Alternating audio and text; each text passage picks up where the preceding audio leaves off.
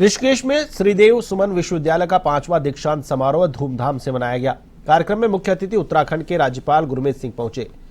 उच्च शिक्षा मंत्री धन सिंह रावत और कैबिनेट मंत्री प्रेमचंद अग्रवाल भी कार्यक्रम में शामिल हुए।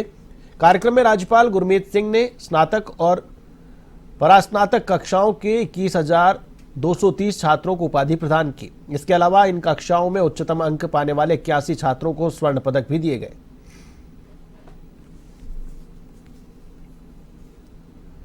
मुझे आज बहुत अच्छा लग रहा है, बहुत गौरवान्वित फील हो रहा है और मैं इस चीज़ के लिए अपने सारे प्रोफेसर्स, अपने वीसी सर और अपने स्पेशली अपने माता पिता को इसके लिए धन्यवाद देना चाहूँगी। किस तरीके का मैसेज देना चाहेंगे युवाओं के लिए और छात्रों को? किस तरीके?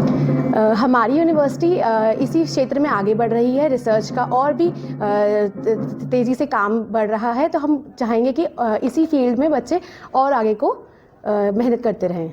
श्रीदेव सुमन विश्वविद्यालय के इस ऋषिकेश कैंपस में 21,230 बच्चों को डिग्रियां दी गई और उसमें भी कुछ ऐसे बच्चे जिन्होंने स्वर्ण पदक हासिल किया अन्य एक्टिविटीज़ में, तो उनको भी मैं बधाई दे रहा हूं। खुशी की बात यह है कि 81 उन बच्चों में से 63 हमारी बालिकाएं हैं।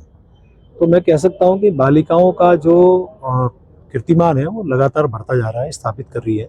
बहुत सौभाग्य का दिन था कि आज STS यूनिवर्सिटी की 5वीं कॉन्वोकेशन थी और आज के दिन के अंदर में 21,000 से ज़्यादा छात्रों ने डिग्री हासिल की और 81 ने को गोल्ड मेडल से सम्मानित किया गया। लेकिन सबसे बड़ी बात ये थी कि 81 में से 63 हमारी बेटियां। देहरादून की दून यूनिवर्सिटी में राष्ट्रीय कौशल एवं रोजगार सम्मेलन का शुभारंभ हुआ। कार्यक्रम में मुख्यमंत्री पुष्कर सिंह धामी, कौशल विकास मंत्री सौरभ बोगुना ने भी शिरकत की। आपको बता दें कि कार्यक्रम का शुभारंभ दीप प्रज्वलित करके किया गया। इस दौरान मुख्य सचिव, गढ़वाल कमिश्नर समेत कई वरिष्ठ अधिकारी भी मौजूद रहे।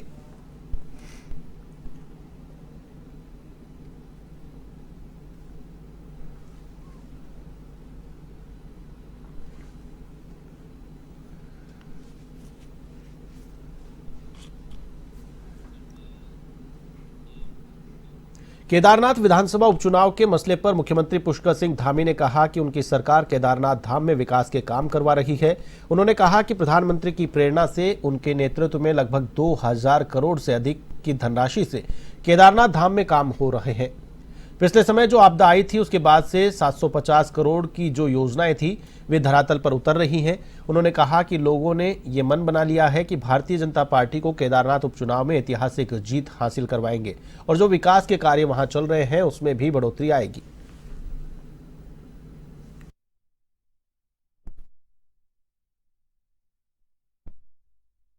विधानसभा में श्री केदार धाम स्थित है और हमारे प्रधानमंत्री जी की प्रेरणा से उनके नेतृत्व में लगभग 2,000 करोड़ रुपए से अधिक की धनराशि से श्री केदार धाम दिव्य केदार और भव्य केदार बन रहा है।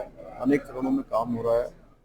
पूरे केदारनाथ विधानसभा में अनेक विकासों के काम चल रहे हैं और पिछले समय जो आपदा आई थी उसके बाद 750 करोड़ से भी ज़्यादा की योजनाएं वहाँ के लिए स्वीकृत हुई, धरातल पर उतर रही हैं।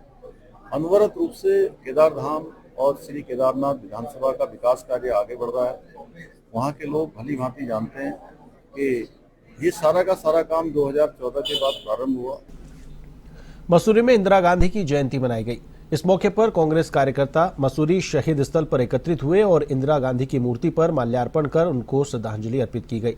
इस मौके पर शहर कांग्रेस अध्यक्ष अमित गुप्ता ने इंदिरा गांधी की प्रतिमा स्थल की दयनीय हालत को लेकर चिंता व्यक्त की। उन्होंने कहा कि जल्द कांग्रेस का प्रतिनिधिमंडल SDM से मिलेगा और इंदिरा गांधी की मूर्ति के साथ ही अन्य महापुरुषों की मूर्ति के रखरखाव को लेकर मांग की जाएगी।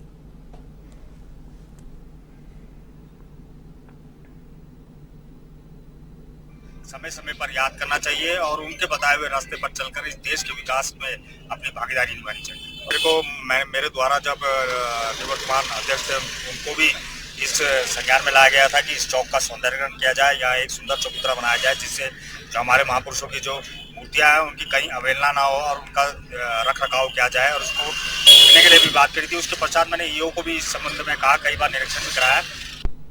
केदारनाथ विधानसभा उपचुनाव के पहले चोपता बाजार में भाजपा प्रदेश कार्यकारिणी की गाड़ी में पकड़ी गई शराब को लेकर भाजपा और कांग्रेस में आरोप प्रत्यारोप का दौर जारी है। कांग्रेस के नेता हरि सिंह बिष्ट ने कहा कि बीजेपी केदारनाथ उपचुनाव में हार के डर से ऐसे प्रकरण को अंजाम दे रही है।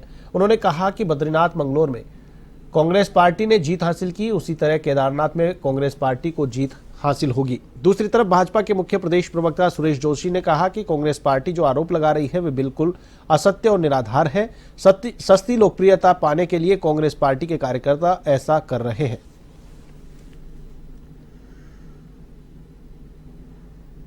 देवभूमि में शराब की गाड़ियां बद्री केदार में पहुंच रही हैं और चोरता में शराब की गाड़ी पकड़ी गई, तो बीजेपी के पास क्या जवाब है इसका? आप पहाड़ के लोगों को इतना सस्ता समझ रहे, यहाँ के स्वाभिमान पर ठेस पहुंचा रहे। शराब पैसा पूरी ताकत सरकार की वहीं लगी, सारे ब्यूरोक्रेट लगा रखे।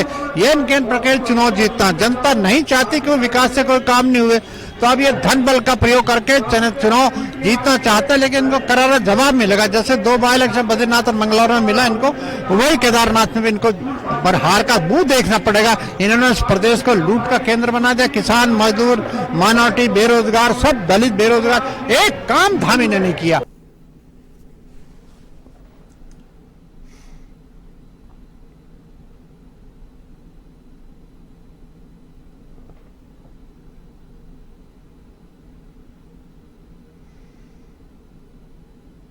जो आरोप वो लगा रहे ये निराधार है, ये असत्य है, इस पर कहीं दूर दूर तक कोई सच्चाई नहीं है। ये सिर्फ जो है एक सस्ती लोकप्रियता अर्जित करने के लिए कांग्रेस के कुछ कार्यकर्ताओं का षड्यंत्र था। भारतीय जनता पार्टी ने उसी समय, जिस समय ये बात आई सोशल मीडिया में, वहाँ के जो चुनाव के पर्यवेक्षक हैं उनको हम लोगों ने पत्र जारी किया है कि भाई इसकी निष्पक्ष जाँच होनी चाहिए और जो भी व्यक्ति इसमें जिसने षड्यंत्र किया उसके कुछ प्रूफ्स भी हमारे कार्यकर्ताओं ने दिए हैं, उन पर कड़ी से कड़ी कार्रवाई होनी चाहिए। केदारनाथ उपचुनाव में भाजपा और कांग्रेस के बीच आरोप प्रत्यारोप का दौर जारी है। पूर्व मुख्यमंत्री हरीश रावत ने भाजपा पर चुटकी लेते हुए बड़े झूठों वाली पार्टी कहा। दूसरी ओर हरिद्वार सांसद त्रिवेंद्र सिंह रावत ने पलटवार करते हुए कहा कि जैसा कोई स्वयं होता है वैसा ही उसे हर कोई दिखाई देता है। उन्होंने कहा कि हरीश रावत को अपनी पार्टी में फैली गंदगी को देखना चाहिए, हमारी चिंता नहीं करनी चाहिए।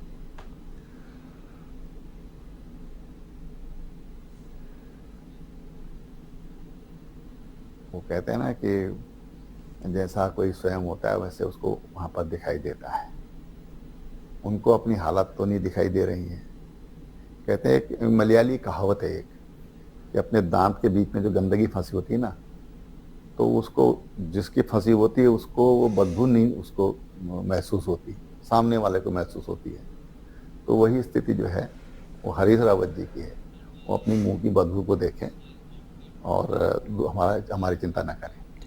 पौड़ी की पुलिस टीम ने 5000 का इनामी अपराधी मांगीलाल को जोधपुर से गिरफ्तार किया है। उस पर करोड़ों रुपए की साइबर ठगी के आरोप है।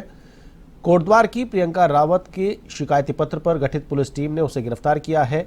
आरोपी के बैंक खाते में कई लोगों से साइबर धोखाधड़ी से संबंधित एक माह में लगभग 4 करोड़ के ट्रांजैक्शन हुए हैं।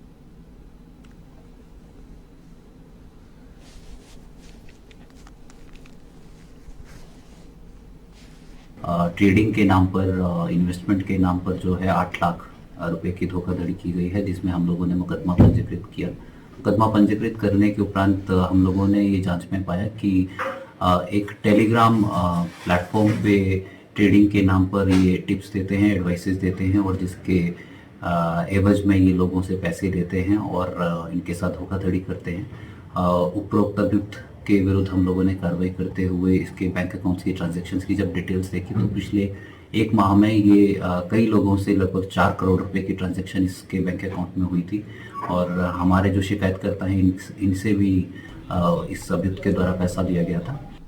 केदारनाथ उपचुनाव की तैयारियों के चलते निर्वाचन विभाग द्वारा उपचुनाव के प्रचार प्रसार के दौरान शराब और नकदी के अवैध प्रलोभन को रोकने के लिए एक्शन मोड पर कार्य किया जा रहा है।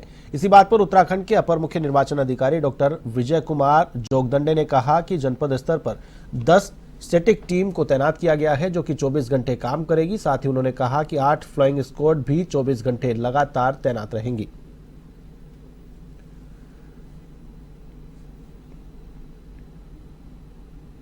निर्वाचन प्रक्रिया के दौरान सही ढंग से निर्वाचन की कार्यवाही को संपन्न कराने के लिए जनपद स्तर पे 10 स्टैटिक सर्वेलांस टीम तैनात किया गया है जो 24 घंटे कार्य करेंगे। इसके अलावा फ्लाइंग स्क्वाड का संख्या भी 8 निर्धारित किया गया है, इनको भी 24 घंटे के लिए तैनात किया जाएगा। साथ में लिकर के सेल्स को देखने के लिए लिकर मॉनिटरिंग टीम भी तैनात किया जाएगा और जो अतिरिक्त व्यय खर्चे के लिए जो है निर्वाचन आयोग के द्वारा एक्सपेंडिचर ऑब्जर्वर भी जो है जनपद में तैनात किए गए हैं, जो भी सभी कार्यों का प्रभावी अनुश्रवण कर रहे हैं। केदारनाथ उपचुनाव में अवैध शराब को लेकर कांग्रेस ने निर्वाचन आयोग को शिकायत की है। कांग्रेस के प्रतिनिधिमंडल ने मुख्य निर्वाचन अधिकारी को ज्ञापन सौंपकर इसकी शिकायत की है। कांग्रेस नेताओं ने पूरे मामले की जांच कर सख्त कार्रवाई की मांग उठाई है। कांग्रेस का आरोप है कि रविवार रात बीजेपी नेता की गाड़ी में शराब पकड़ी गई, लेकिन उस पर किसी भी तरह की कोई कार्रवाई नहीं की गई।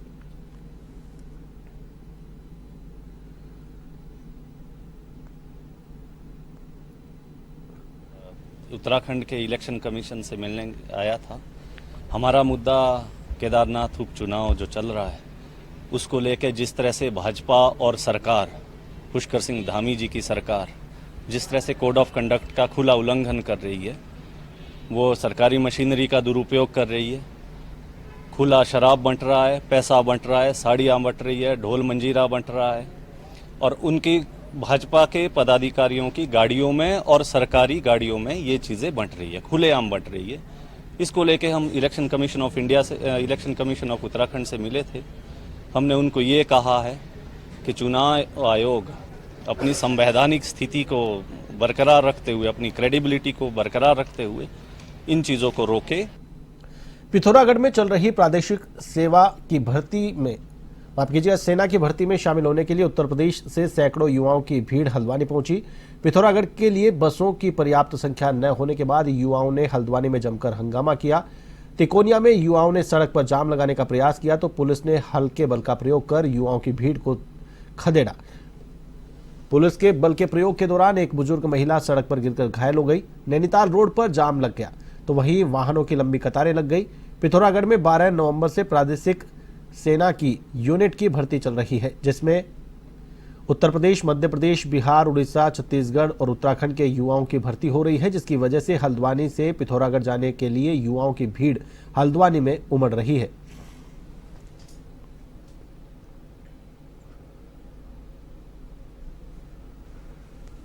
कर दी गई है, सरकारी हो प्राइवेट हो स्कूल की बसें। देखिए, ये 20 और 21 के लिए उत्तर प्रदेश के लिए भर्ती का तिथि नियत है और पड़ोसी राज्य होने वजह से आसपास के काफी इसमें अभ्यर्थी आए हैं। इसी को देखते हुए अतिरिक्त बसों का अरेंजमेंट किया जा रहा है।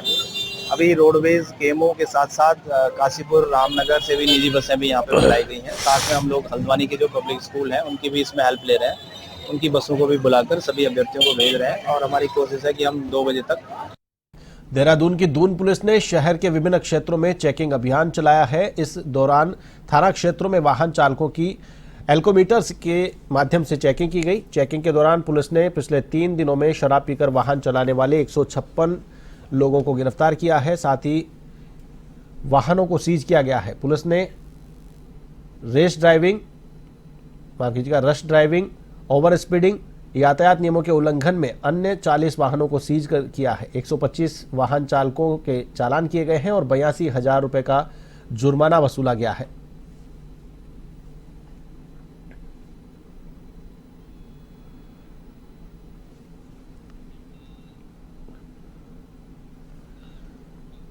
मुखबिर की सूचना पर गदरपुर पुलिस की टीम ने ताबड़तोड़ कार्रवाइयां करते हुए अवैध असला बनाने की फैक्ट्री पकड़ी है।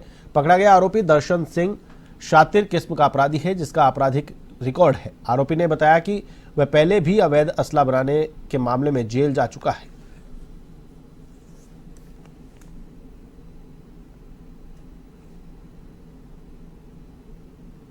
थाना क्षेत्र में असलहे बनाने के अपराध में एक व्यक्ति दर्शन सिंह को गिरफ्तार किया गया, जिससे 9 असलहे बरामद हुए, जिसको देशी कट्टा कहते हैं, जिसमें से कुछ इसके पास कारतूस भी, खाली कारतूस और कुछ कारतूस भी बरामद किए गए। इन 9 में ऐसे बंदूक हैं जो पौनी के नाम से यहाँ जानी जाती है, वो भी बरामद हुआ है। इसके आपराधिक इतिहास की जानकारी ली गई। कुल 13 मुकदमे इस पर पहले से पंजीकृत हैं और आज उसे न्यायालय के समक्ष प्रस्तुत किया जाए। सौरभ जोशी से 2 करोड़ की रंगदारी मांगने के मामले में नैनीताल पुलिस ने एक आरोपी अरुण को हल्द्वानी से गिरफ्तार किया है। अरुण ने सौरभ जोशी से लॉरेंस बिश्नोई गैंग के नाम पर 2 करोड़ की रंगदारी मांगी थी। इसके बाद पुलिस ने सीसीटीवी और सर्विलांस को खंगालते हुए आरोपी अरुण को हल्द्वानी से गिरफ्तार किया।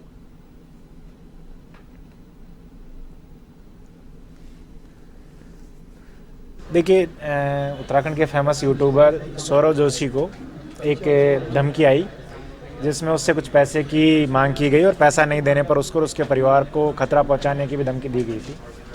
क्योंकि इस मामले में जो धमकी दी गई उसमें लॉरेंस बिश्नोई गैंग का नाम आ रहा था, तो इस मामले की संवेदनशीलता को देखते हुए पुलिस ने तत्काल एफआईआर रजिस्टर की और एफआईआर रजिस्टर करने के बाद में जो धमकी भरा पत्र आया था उसको उस एरिया के आसपास के सीसीटीवी देखे हमने, कुछ इलेक्ट्रॉनिक सर्वेलांस किया और कुछ मुखबिरी के आधार पर एक अभियुक्त जो है वो पुलिस के सस्पेक्ट के दायरे में आया और जब पुलिस ने उसको गिरफ्तार किया तो उससे पूछताछ पे निकल के आई बात कि उसके द्वारा ही यूट्यूबर सौरभ जोशी से पैसा निकलवाने के उद्देश्य से उस तरीके का धमकी भरा पत्र उसको भेजा।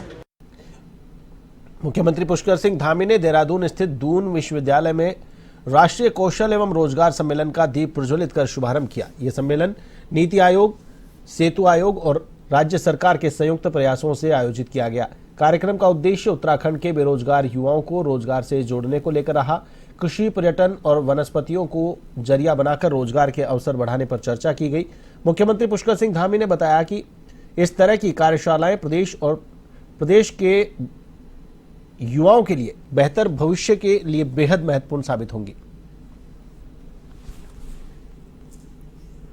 इस कार्यशाला में जो मंथन होगा उससे बहुत व्यवहारिक चीजें निकल कर आएंगी और हमें किन सेक्टरों में अपने युवाओं को और अधिक प्रशिक्षण देना है जिससे कि वो अच्छा रोजगार प्राप्त कर सकें, आने वाले समय में उनका जीवन अच्छा हो सके।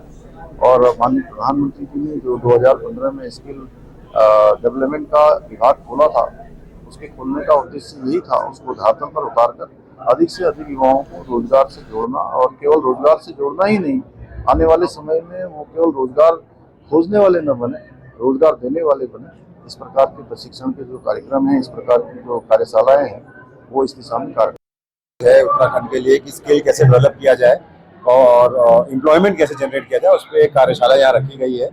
और प्रधानमंत्री जी का बहुत बहुत धन्यवाद करूंगा कि अगर 2014 के बाद इस देश में स्किल के ऊपर चर्चा होनी शुरू हुई तो उसका इनिशिएटिव प्रधानमंत्री नरेंद्र मोदी जी ने लिया है। जब उन्होंने स्किलिंग, रीस्किलिंग और अपस्किलिंग की बात कही, उन्होंने स्किल डेवलपमेंट विभाग एक अलग से बनाया ताकि देश के युवाओं को शिक्षित कर सकें, स्किल कर सकें और उनको एम्प्लॉयमेंट जनरेट करा सकें। पिथौरागढ़ सेना भर्ती से लौट रहे मध्य प्रदेश के युवाओं से भरा इको वाहन अनियंत्रित होकर लोहाघाट के शिवालय पुल से लोहावती नदी में गिर गया। दुर्घटना में चालक सहित 9 लोग गंभीर रूप से घायल हो गए। सूचना मिलने पर तहसीलदार जगदीश सिंह नेगी, एसएचओ अशोक कुमार के नेतृत्व में पुलिस टीम, फायर टीम, नगरपालिका कर्मी घटनास्थल पर पहुंचे और नदी में उतरकर सभी घायलों को बाहर निकाला। सभी को उपचार के लिए जिला चिकित्सालय चंपावत में भेजा गया। वाहन चालक पिथौरागढ़ का निवासी है और सभी 8 घायल मध्य प्रदेश के रहने वाले बताए जा रहे हैं।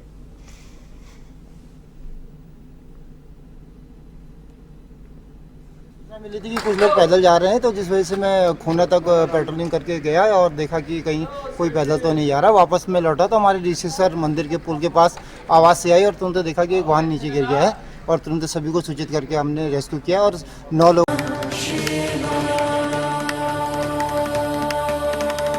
खुदा की बारगाह से गुरु नानक साहिब का दर।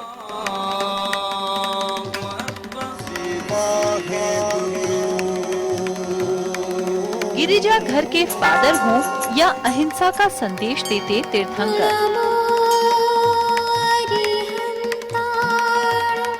यानी आराधना और इबादत की हर खबर अब एक नए अंदाज में। रविवार सुबह 8:30 बजे और शाम 4:30 बजे।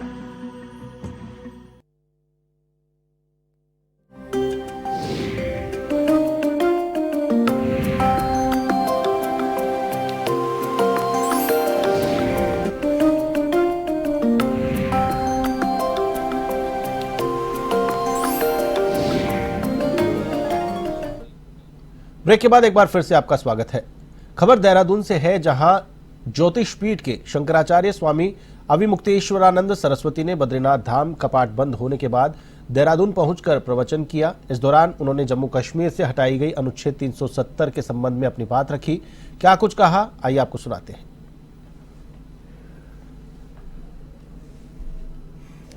राजा रणवीर सिंह जी का जो कानून था, रणवीर दंड संहिता, विक्रम संवत 1889, देखिए उसमें विक्रम संवत पड़ा हुआ था। आज भारत के किसी भी कानून में विक्रम संवत है? विक्रम संवत हिंदुओं का संवत्सर है। वो अगर किसी कानून में पड़ा हुआ है, इसका मतलब कि वो हिंदू कानून है। आज तो भारत में अभी नया ये कहा गया कि भारतीय दंड संहिता जो है वो अंग्रेजों की है, इसीलिए हम इसको बदल रहे हैं। और जब बदला तो उसमें अंग्रेजी संवत, वो हिंदू संवत डाला, उसमें अंग्रेजी तारीख ही डाल दी गई 2023 ईस्वी।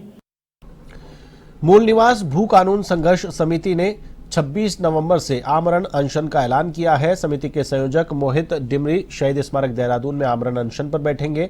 वहीं विभिन्न सामाजिक और राजनीतिक दल समर्थन में धरना देंगे। संघर्ष समिति की शहीद स्मारक पर हुई बैठक में बताया गया कि सरकार से 2018 के बाद भूमि कानूनों में हुए संशोधनों को रद्द करने की मांग की गई है। इसके लिए सरकार कैबिनेट बैठक बुलाकर अध्यादेश ला सकती है।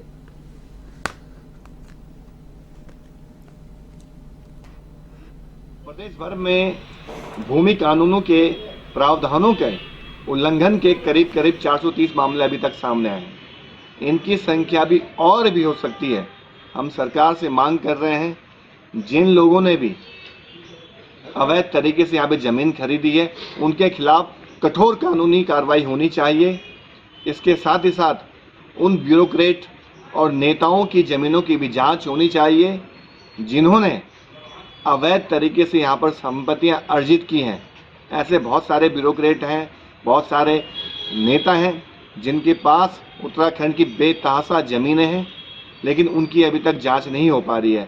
तो हम सरकार से यही मांग कर रहे हैं कि पूरे मामलों की गंभीरतापूर्वक जांच की जाए और जिन लोगों ने भी, जिन अधिकारियों ने भी इन मामलों में संलिप्तता है, जिन लोगों की वजह से आज बाहर के लोगों को यहाँ जमीनें मिली हैं, उन अधिकारियों के खिलाफ भी कठोर कार्रवाई होनी चाहिए। हाल ही में अल्मोड़ा के मोरचुला में हुए भीषण सड़क हादसे में 36 लोगों की मौत हो गई थी, जिसके बाद ऐसे हादसे दोबारा ना हो, इसके लिए परिवहन विभाग एक्शन मोड में कार्य कर रहा है। इस बात पर उत्तराखंड के उप परिवहन आयुक्त राजीव कुमार मेहरा ने कहा कि इस दुर्घटना की जांच के लिए मेरे साथ लीड एजेंसी को टीम दुर्घटना स्थल पर लेकर गई थी। साथ ही उन्होंने कहा कि हमने उस मार्ग के साथ क्षतिग्रस्त हुई बस का भी निरीक्षण किया है। चूल्हा की जो दुर्घटना बड़े दुखद घटना है और इसमें 36 लोगों की जान इसमें गई है जो है, तो इसके लिए परिवहन विभाग की ओर से एक लीड एजेंसी वहाँ गई थी। उसमें मैं गया था और साथ में हमारे जो सहायक निर्देशक परिवहन हैं, सहायक निर्देशक आपके जो है लोक निर्माण विभाग के हैं और सहायक निर्देशक हमारे जो है पुलिस डिपार्टमेंट के हैं, वो सभी लोग वहाँ पर गए थे और हमने वहाँ पर घटनास्थल का निरीक्षण किया। हमने वाहन का भी निरीक्षण किया, जो सड़क की स्थिति है उसका भी निरीक्षण किया। अब निरीक्षण करने के बाद हम सारे जो इसके डाटा है उसका सम्यक विश्लेषण कर रहे हैं और सम्यक विश्लेषण करने के बाद ही हमें जान पाएंगे कि दुर्घटना का वास्तविक कारण क्या है। चंपावत पिथौरागढ़ राष्ट्रीय राजमार्ग में लोहाघाट का शिवालय पुल का मोड़ डेंजर जोन बन चुका है। इस पुल पर अभी तक 3 दुर्घटनाएं हो चुकी है, जिनमें कई लोग बुरी तरह घायल हो चुके हैं। उसके बावजूद सुरक्षा के इंतजाम नहीं किए गए हैं। सोमवार शाम को भी भर्ती रैली से लौट रहे मध्य प्रदेश के युवाओं का वाहन इस स्थान पर लोहावती नदी में जा गिरा, जिसमें 9 लोग गंभीर रूप से घायल हो गए। गनीमत रही कि किसी की जान नहीं गई। एसडीएम लोहाघाट रिंकू बिष्ट और तहसीलदार जगदीश सिंह नेगी ने बताया कि इस स्थान को क्रश बैरियर और संकेतक लगाने के लिए राष्ट्रीय राजमार्ग के अधिकारी को निर्देश दिए जा रहे हैं। जल्द इस स्थान में सुरक्षा के इंतजाम भी कर लिए जाएंगे। कारण वहाँ पर गिरे हैं हमारे वाहन, वो जो वाहन गिरा है वो इसी कारण गिरा है कि ना वहाँ पर संकेतक लगे हैं, ना कोई क्रैश बैरियर लगा है। ये एनएच के जो अधिकारी हैं उनकी लापरवाही दिख रही है। हमारी प्रशासन से मांग है कि यहाँ पर तुरंत एक क्रैश बैरियर और संकेतक लगाया जाए ताकि भविष्य में ऐसी दुर्घटनाएं नहीं हो। तो हमारे बाहर के जो वाहन चालक आते हैं उन्हें वहाँ पर मार्ग 2 जगह कटे हुए, उनको वहाँ पर